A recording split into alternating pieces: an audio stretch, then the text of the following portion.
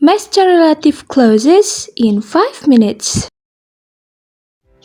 Hai guys, kalian pernah dengar nggak kalimat seperti The girl who is wearing a red dress is my sister? Dan bingung maksudnya?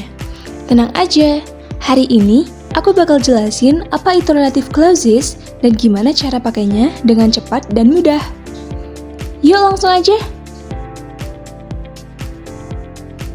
Apa itu relative clause? The girl who is wearing a red dress is my sister. The book that I borrowed is amazing. Relative clause itu seperti keterangan tambahan yang kita tambahin ke kalimat supaya lebih spesifik. For example, the girl who is wearing a red dress is my sister. Di sini, who is wearing a red dress adalah relative clause yang menjelaskan siapa the girl itu. Jadi, orang nggak bingung kan? The book that I borrowed is amazing. Nah, that I borrowed menjelaskan buku mana yang dimaksud. Relative pronouns dan fungsinya. Nah, untuk relative pronouns dan fungsinya, kalian bisa lihat pada tabel berikut ini. Kita pakai relative pronouns seperti who untuk orang, misalnya the teacher who loves math is kind. Whom untuk orang, dalam konteks formal, the man whom I met is very friendly. Whose kalau menunjukkan kepemilikan, misalnya the boy whose phone is missing is upset. Which untuk benda atau hewan, the car which is very fast is expensive. That bisa dipakai untuk orang atau benda, tapi biasanya dalam cerita penting. The movie that I watched was amazing. Dua jenis relative clauses. Ada dua jenis clauses. Yang pertama, ada defining atau penting, dan yang kedua ada non-defining atau tambahan. Untuk yang defining, cerita ini wajib ada. Contohnya yaitu The book that I borrowed is amazing. Tanpa bagian that I borrowed, kamu nggak tahu buku mana yang dimaksud. Kemudian untuk yang non-defining, cerita ini hanya tambahan. Jadi kalau dihapus, kalimatnya tetap masuk akal. Contohnya yaitu, My dad who loves soccer is watching TV. Kalau bagian who loves soccer dihapus, kalimatnya tetap jelas. My dad is watching TV.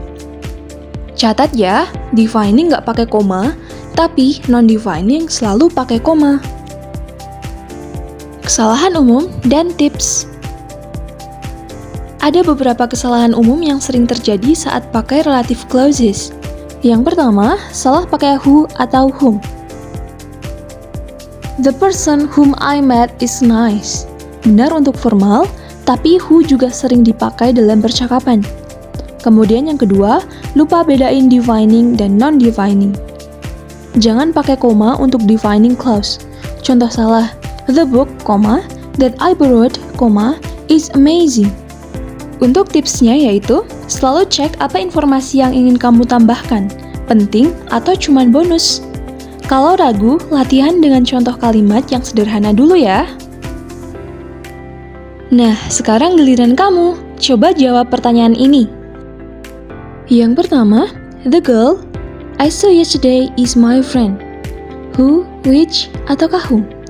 Yang kedua, my laptop is very old, still works perfectly. That, which, ataukah whose? Yang ketiga, the car he drives is very expensive. Who, that, ataukah whose? Yang keempat, the teacher students love her. Is retiring next year? Which, whom, ataukah whose? Kemudian yang terakhir, the house I grew up in has been sold. Who, that, ataukah which? Tulis jawabanmu di kolom komentar ya. Jangan lupa latihan sendiri dengan mengganti kata-kata di kalimat ini.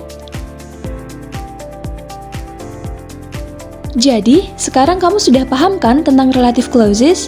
Dengan latihan, grammar ini bakal jadi gampang banget. Jangan lupa like, share, dan subscribe untuk tips belajar bahasa Inggris lainnya. See you in the next video.